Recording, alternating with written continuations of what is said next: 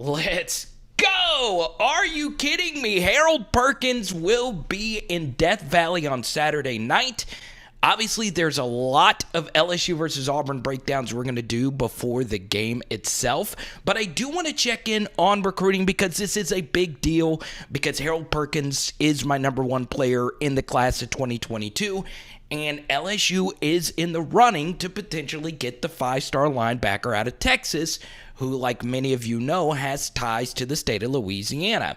Now, a lot of you are probably thinking, okay, this is going to be a Harold Perkins video, which it kind of sort of is, but I think we are missing out on the biggest recruiting news of the week.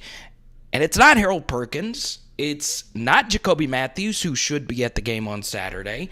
It's not anybody that's currently uncommitted. It is, in fact, Walker Howard, who, by the way, is killing it right now. So, as many of you know, I take into heavy consideration when evaluating a high school football player their senior high school tape. And you're looking at Walker Howard complete one of the more ridiculous quarterback runs I've seen from a high school quarterback this year. Okay, we're only 4 weeks into the season, but this is just absolutely ridiculous from Walker Howard. We're going to let you see it one more time. So as you see here, the pocket's actually good. But remember, Walker Howard not only lost Jack Best, she also lost Carter Arsenault, who's currently a walk-on wide receiver. So the protection is good.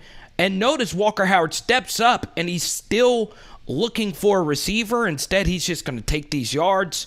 You notice that little pump fake right there, and he turns the quarter, and watch this spin move. What are you doing, Walker Howard? You filthy man. Look at that, and he pops right back up, and look at him being excited with his teammates. I love it. And I want you to notice the time and score. He's going up against Neville, his good buddy Will Campbell, the five-star offensive lineman. So, you know this game means a lot to him. This is a trip as well from Lafayette to North Louisiana. He's down 14-0 and is just honestly putting his team on his back in this game. But here's what's really fascinating. This wasn't the last great Walker Howard play. So we move ahead to here. Remember, the score was 14-0. It was a back and forth affair. Many of you that know Louisiana high school football, you know how good Neville is. We need Walker Howard to make a play. St. Thomas More down 28-27 with 14 seconds left to go. Will Walker Howard make the play? Look at this. Hot blitzer. Coming in hot. Protection breaks down. So Walker Howard running to his left while he's getting hit. Yes, that's an open wide receiver, but that's a big-time tackle football play, okay? Once again, this was actually the smart thing to do. Let the outside guy go free, but he's still coming hot.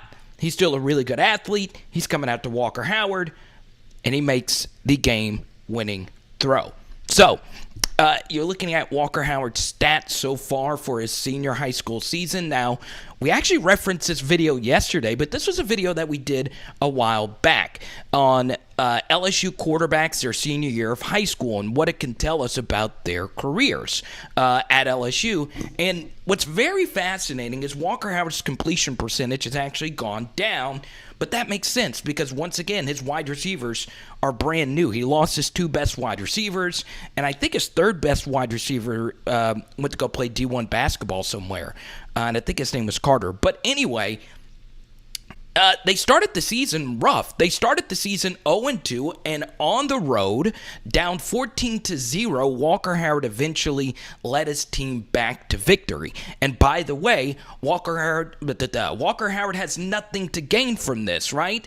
He's already committed to LSU. He's already gone 10-0 as a starter. He's already won a state championship, but he did not give up. He still went out there for his team with their backs against the wall against a really good Neville team, won this game on the road. And that tells you more than anything what this kid is made of as a high school quarterback. Bro, one more time. Once again, this also shows you how much this means to this program. Look at all these kids that they had on the sideline just celebrating. You could tell that this meant a lot to a lot of people. So once again, rolling to your left while you're getting hit, that is absolutely ridiculous. But here's the bigger story, is that Walker Howard provided more specificity when it comes to his recruitment, that he is 110% in on LSU. Now, we kind of knew that already, but what's very interesting in recruiting is when you provide specificity. And Walker Howard not only said he's going to be an early enrollee, he is also going to be rooming with Will Campbell. So that's the thing, it's funny because I think Walker Howard is a real deal, but once again, Harold Perkins is my number one rated player in the class of 2022. Now, Travis Hunter is obviously a really special player, but goodness gracious, when I watch Harold Perkins on tape, it is pure cartoonish what he's able to do at whatever position he lines up in, which to me is the only scary thing as far as Harold Perkins is concerned. I really don't know right now what his best position actually will be at the next level, but wherever it is, he's going to be really good. And I really hope he chooses LSU. And I think it's a big deal that he's going to be there for a night game against Auburn. And it's also good news that Jacoby Mathews is going to be there. Earl Little, a top 100 defensive back, apparently is going to potentially be there as well. And a long list of guys that LSU already has committed. But here's the thing. None of them matter as much as Walker Howard, because Walker Howard is a 5-star who plays the most important position in all of college football. Now, that's just common sense, but when you look at a more advanced metric like wins above average, Pro Football Focus's metric of the most important positions in all of college football, a quarterback is worth double pretty much the highest rated non-quarterback position, which is corner. What does that mean? Well, that means if you get 5-star quarterback play, you have a really good shot of going to the college football playoff. Whereas, if you land other 5-stars at other positions, obviously that will help you win more games and make you a better football team. But if you don't have really good, if not difference-making quarterback play, you absolutely have no shot whatsoever. And that's why I think what Walker Howard said to Jordy Culotta is a big deal, because it gave us more assurance that he is going to come. And he already has everything planned out. And I believe this is the first time we have heard Walker Howard say that he is for sure going to be an early enrollee, which is going to have him in the mix to potentially play some next season. Now, full disclosure, I do like Garrett Nussmeier a lot, and Max Johnson is now starting to play his best ball. So, obviously, it's not as important for Walker Howard to play right away, but the fact that he is hammering home that, number one, he's going to be an early enrollee, and number two, he is going to for sure be there, which, by the way, him and Will Campbell, according to Walker Howard's quote, will for sure be there in the spring. Obviously, offensive line is by far the biggest position of need, and obviously the offensive line has a huge effect on your quarterback. That is huge, if not bigger news, that LSU has some uncommitted prospects coming, because we don't know for sure if the uncommitted prospects like a Jacoby Mathews and a Harold Perkins are coming. So that's the kind of crazy thing about it, because in recruiting, and you guys see this in recruiting news cycles, we make such a big deal over non-quarterback commits, and they are big deals. They can for sure change some of the things you do as a program, but the bottom line is if you don't have great quarterback play, it doesn't matter at all.